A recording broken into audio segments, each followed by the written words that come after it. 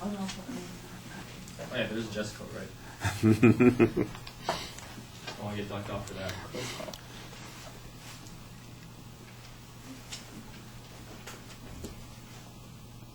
Look at all of you here in school, sitting in your desks for hours on end. Why are you even here?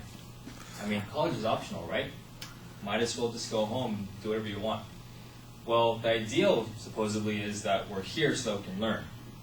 We're here even since your childhood, when you went to compulsory school.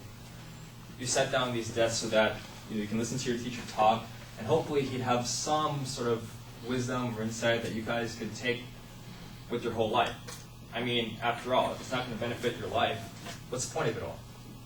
Sherlock Holmes once said that a moment's insight is worth a life experience.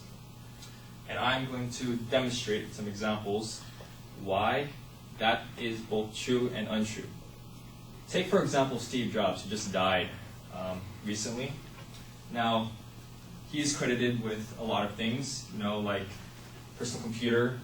He is credited with advancing the development of the personal computer, which, for all of you who go home, go on Facebook and everything, you have to thank him for that.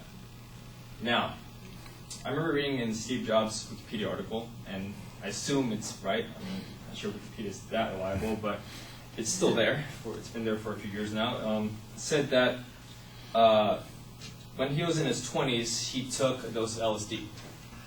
And whatever your opinion of drugs is, he does credit that experience with taking LSD to be one of the most important moments in his life.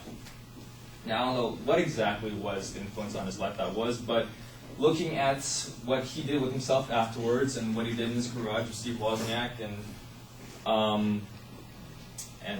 Apple, the company that he started, Apple, and look at the effect that has had on us today. That little insight may have been something that has affected us. I mean, most of us have been born in the computer generation, right? We were born hardwired pretty much. That experience may have affected all of our lives, actually. Another example, take me. In any class, maybe it'd be, or any subject, it might be reading or math. There's that moment sometimes when things just click. You're reading something, you're studying something, you're trying to figure out how to do something. Could be a physical activity too, and it just doesn't make any sense. But sometimes, has anyone ever seen Shakespeare in Love? There's this one part at the end of the movie where there's this guy who's stuttering a lot, and he's trying to perform the introductory narration on stage, and he's stuttering. He's like, But then all of a sudden, it just clicks. All of a sudden, he does the narration perfectly. And some people are like that. They actually can, they might have speaking impediments, but they are able to, in public areas like this, they're able to speak pretty well. And taking that realistic example, that demonstrates how even though something may be impeding you, sometimes you might just get that moment of insight, and I assume that he remembers what the feeling was, and that he'd be able to do that and perform narrations for the rest of his life like that. Hopefully, sometimes. And I'm going to get to this. Sometimes that may not be the case with this quote, that a single moment's insight does not. A single moment's insight can have such a power over you. Some people disagree. For example, I remember this commercial with it was Dr. Dre in it. He said, "Good things don't come to those who wait. Good things come to those who work."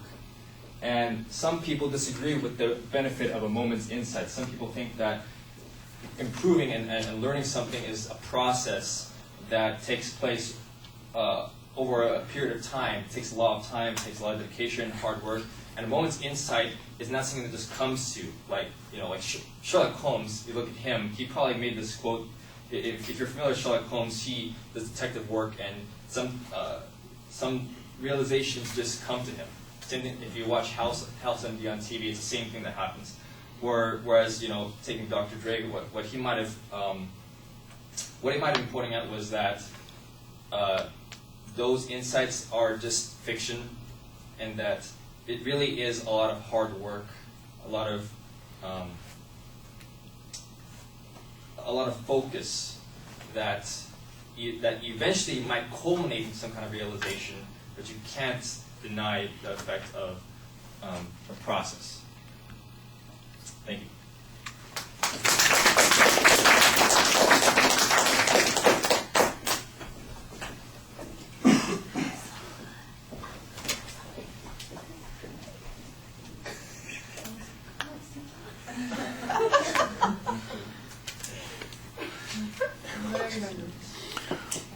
All right, Howard, there are a lot of things in the speech to like. I think that you've got a good pace in your presentation. The energy in your voice is fairly consistent. Your expressions seem engaged, and you're involved in what you're talking about. There are a couple of things that are problematic. I do think that you needed a preview at the beginning to help structure those examples that you came up with. And I do feel a little bit like you are inconsistent in your eye contact. When you look at us, I think it's really effective, but you do have a tendency to kind of glance down a little bit. And sometimes it seems like it's a deliberate choice. I'm going to look down so everybody knows that I'm thinking about something else, an internalizing idea, but it also takes you out of the speech a little. And I think that that's something that is just become an affectation. The other thing I've noticed that was a little bit problematic is you shift your weight from one foot to the other frequently. So it's not a bad idea to do it occasionally, but it felt like it was happening every 5 seconds in the speech. And I wasn't tracking it, but I did notice it a lot. When you watch back, you might want to check those things. Otherwise, things seem pretty solid. All right, thank you.